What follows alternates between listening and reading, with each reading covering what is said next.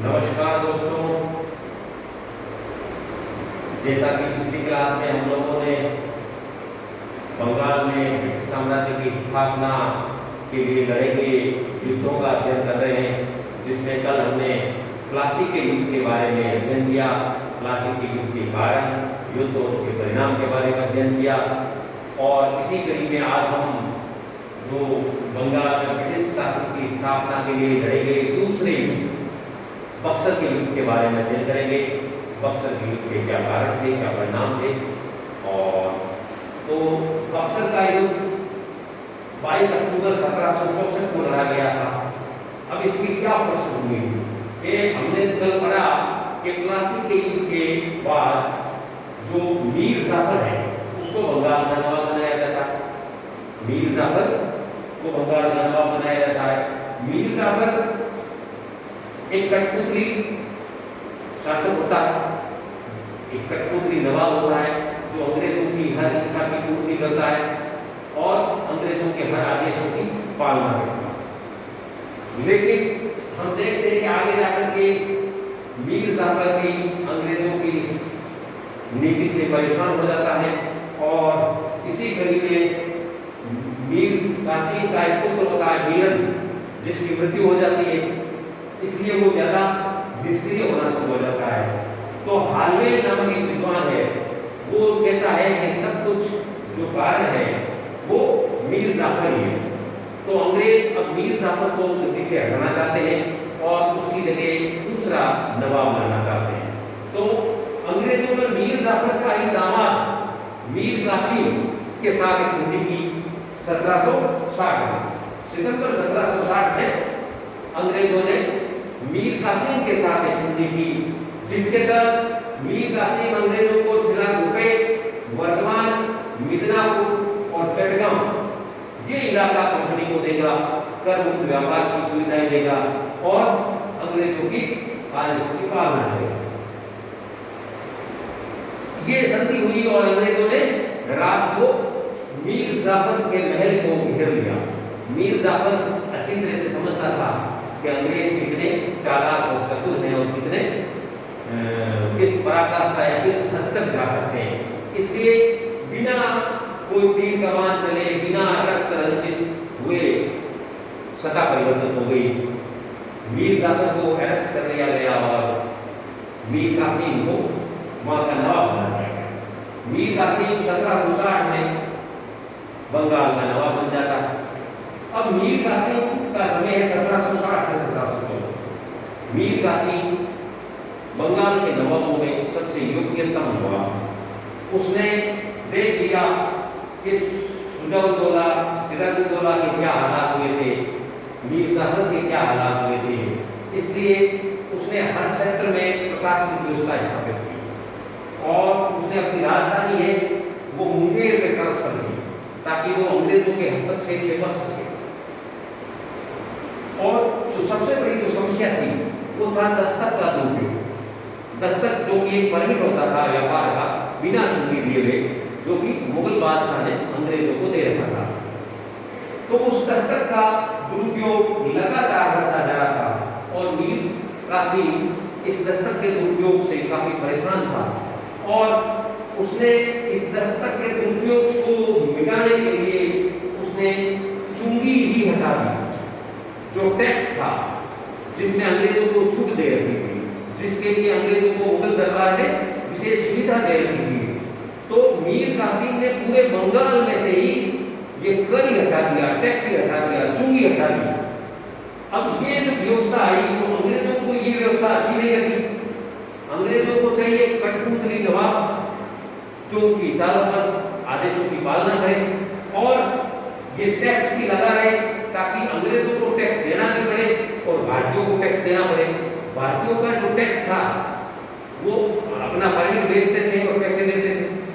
तो ये व्यवस्था अंग्रेजों को पसंद थी और मीर कासिम को पसंद नहीं थी। मीर कासिम ने उनकी ज्यादती से परेशान होकर के संपूर्ण बंगाल से ही टैक्स को हटा दिया। तो अंग्रेजों को ये अच्छा नहीं लगा और अंग्रेजों ने मीर कासिम को सत्ता से हटाने का निर्णय ले लिया। तो अब इससे पहले जो 1764 में बक्सर का युद्ध होता है, इससे पहले मीर कासिम और ब्रिटिश ईस्ट इंडिया कंपनी के मध्य कटवा, गिरिया और उदयनाला 3 लड़ाई लड़ी जाती है और तीनों लड़ाइयों में मीर कासिम परास्त होता है, ईस्ट इंडिया कंपनी विजय होती है। परिणाम स्वरूप 1764 में ईस्ट इंडिया कंपनी ने, अंग्रेजों ने मीर कासिम को अपदस्थ करके उसकी जगह मीर जाफर को पुणे बंगाल का नवाब बना दिया। मीर कासिम को अपदस्थ करके उसकी जगह मीर जाफर, जो कि क्या है, मीर कासिम का ससुर है, जिसको पहले बंगाल के नवाब से हटाया गया था और मीर कासिम को बनाया गया था। अब मीर कासिम को हटा करके उन्हें मीर जाफर को ही बंगाल का नवाब बनाया दिया जाता है। मीर कासिम जो कि अपदस्थ है, वो बंगाल से भागता है और भाग करके कहां जाता है, अवध के नवाब के पास। अवध का नवाब सुजौदौला। कौन है अवध का नवाब? सुजौदौला। तो अवध के नवाब सुजौदौला के वहां जाता है और वहां पर मुगल सम्राट शाह आलम द्वितीय भी आया हुआ होता है। तो इन तीनों ने बैठ करके एक संधि की, अंग्रेजों के विरुद्ध एक संधि की। अवध का सम्राट सुजौदौला, मुगल सम्राट शाह आलम द्वितीय और बंगाल का अपदस्थ नवाब मीर कासिम, इन तीनों ने मिलकर के एक संधि की कि हम तीनों की सेनाएं मिलकर के और अंग्रेजों से लड़ेंगे। ठीक है, और इन प्रत्येक को अपना अपना हिस्सेदारी तय कर ली कि किसको बंगाल का पार्ट मिलेगा, किसको बिहार का मिलेगा, किसको कितना धन मिलेगा। ये समझौता हो गया और 22 अक्टूबर 1764 को अंग्रेजों की ओर से हेक्टर मुनरो सेना का नेतृत्व कर रहा है। कौन? Hector Munro. और इधर संयुक्त सेना है जिसके अंदर अवध का नवाब सुजौदौला है, मुगल सम्राट शाह आलम द्वितीय है और बंगाल का अपदस्थ नवाब मीर कासिम है। इन तीनों की संयुक्त सेना और दूसरी तरफ अंग्रेजों की सेना जिसका नेतृत्व हेक्टर मुनरो कर रहा है, इनके मध्य लड़ाई लड़ी जाती है।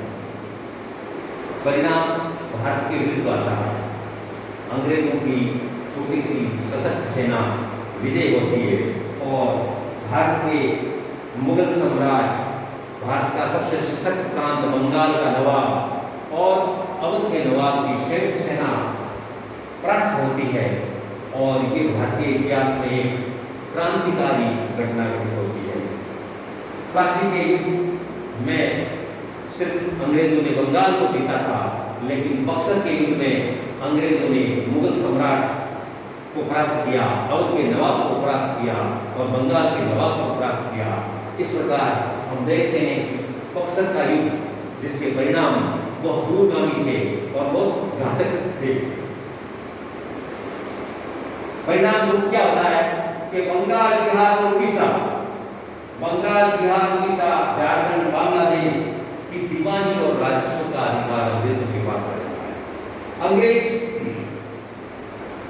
इलाहाबाद की 2 संधियां करते हैं। प्रथम संधि मुगल सम्राट शाह आलम द्वितीय के साथ होती है और द्वितीय संधि अवध के नवाब सुजौदौला के साथ होती है। इस प्रकार हम देखते हैं कि 2 संधियां की जाती है। पहली संधि, प्रथम संधि 12 अगस्त 1765 को मुगल सम्राट शाह आलम के द्वितीय के साथ की जाती है। शाह आलम द्वितीय से बंगाल, बिहार और उड़ीसा की दीवानी का जो अधिकार था, मुगल साम्राज्य में दीवानी और फौजदारी 2 अधिकार होते थे। तो दीवानी का अधिकार मुगल सम्राट का होता था और फौजदारी का अधिकार नवाब का होता था। तो मुगल सम्राट का जो अधिकार था दीवानी का, वो दीवानी का अधिकार इस संधि के तहत मुगल सम्राट ने कंपनी को सौंप दिया और कंपनी ने इसके एवज में 26 लाख रुपए वार्षिक पेंशन देकर के मुगल सम्राट को रिटायर कर दिया। 26 लाख वार्षिक पेंशन मिल रहेगी और उसके एवज में बंगाल, बिहार और उड़ीसा की दीवानी का जो अधिकार है वो मुगल सम्राट ने कंपनी को दे दिया। और कड़ा और इलाहाबाद का जिला जो कि अवध के नवाब से लेके वो मुगल सम्राट को सौंप दिया। इस प्रकार हम देखते हैं कि इलाहाबाद की प्रथम संधि से जो मुगल सम्राट का जो विशेषाधिकार है, दीवानी का अधिकार, वो दीवानी का अधिकार कंपनी को मिल जाता है और मुगल सम्राट है 26 लाख रुपए वार्षिक पेंशन लेके शांत हो जाता है। दूसरी संधि होती है अवध के नवाब के साथ। अवध का नवाब सुलूदौला के साथ दूसरी संधि होती है और ये होती है 16 अगस्त 1760। 16 अगस्त 1760 को अवध के नवाब सुलूदौला के साथ दूसरी इलाहाबाद की संधि होती है। इलाहाबाद और कनाडा जिला है वो अवध के नवाब से लेकर के मुगल सम्राट को सौंप दिए जाते हैं और अवध में एक सहायक सेना तैनात रहेगी जिसका खर्चा अवध का नवाब देगा और जिसका रखरखाव ब्रिटिश ईस्ट इंडिया कंपनी करेगी। उसका कमान, उसका नेतृत्व ईस्ट इंडिया कंपनी के हाथ में रहेगा, लेकिन उसका रखरखाव, उसका खर्चा, वो सब पेंशन, उसकी वेतन, वो सब के सब अवध का नवाब देगा और अवध में कर मुक्त व्यापार की सुविधाएं ईस्ट इंडिया कंपनी को दे दी गई। तो ये दो इलाहाबाद की संधियां हुई। और उधर बंगाल में हम देखें कि बंगाल में जो मीर जाफर है उसकी मृत्यु हो जाती है और मीर जाफर की मृत्यु के पश्चात अंग्रेज मीर जाफर के जो बेटा होता है उसको वहां का बंगाल का नवाब बना दिया जाता है और नजमुद्दौला मीर जाफर का बेटा होता है, वह अल्पवयस्क बेटा नजमुद्दौला को बंगाल का नवाब बना दिया जाता है। लेकिन उसको बंगाल का नवाब बनाते हैं तब भी एक संधि, एक शर्त रखी जाती है कि नजमुद्दौला जो फौजदारी का जो अधिकार है वो कंपनी को सौंप दे और उसके एवज में उसको पेंशन दे दी जाए। तो इस प्रकार हम देखते हैं कि जो मकसद का युद्ध है इसके परिणाम स्वरूप जो दीवानी और फौजदारी जो दोनों अधिकार होते थे मुगल सम्राट के और बंगाल के नवाब के, वो दोनों अधिकार अंग्रेज ले लेते हैं। और आगे जाकर के हम देखेंगे इस प्रकार बंगाल में दोहरे शासन, द्वैध शासन की स्थापना की जाएगी। बंगाल में द्वैध शासन की स्थापना की जाएगी जिसके दुष्परिणाम भी बहुत दूरगामी होते हैं। तो आज हमने जैसे देखा कि बक्सर का युद्ध जो कि प्लासी का युद्ध नहीं था, एक षड्यंत्र था, जबकि बक्सर का युद्ध एक सशक्त सेनाओं के द्वारा लड़ा गया युद्ध था जिसमें अवध के नवाब की सेना, बंगाल के नवाब की सेना और हिंदुस्तान के मुगल सम्राट की सेनाओं की संयुक्त सेना को अंग्रेजों की जो ईस्ट इंडिया कंपनी की जो सेना थी उसने परास्त किया। तो ये सैन्य दृष्टि से भी एक अत्यंत महत्वपूर्ण युद्ध था जिसमें संपूर्ण उत्तर भारत को एक तरह से परास्त किया गया था और भारत का जो सम्राट है मुगल सम्राट उसको परास्त किया गया है। तो इस प्रकार यहाँ अंग्रेजों की जो सैन्य शक्ति है वो उभर कर सामने आती है और भारतीयों की जो सैन्य कमजोरी है वो जब जाहिर हो जाती है कि ये दिखने में असंख्य दिखते हैं लेकिन इनकी जो युद्ध प्रणाली है, इनके जो अस्त्र शस्त्र है, इनकी जो कूटनीति है वो अंग्रेजों की तुलना में कमजोर है। और इसके परिणाम स्वरूप हम देखते हैं कि अंग्रेज संपूर्ण उत्तर भारत की सत्ता का अधिकार उनके हाथ में आ जाता है और जिसके नूतन परिणाम निकलते हैं और आगे जाकर हम देखते हैं कि धीरे धीरे अंग्रेज संपूर्ण हिंदुस्तान के ऊपर अपनी सत्ता का परचम फहराते हैं।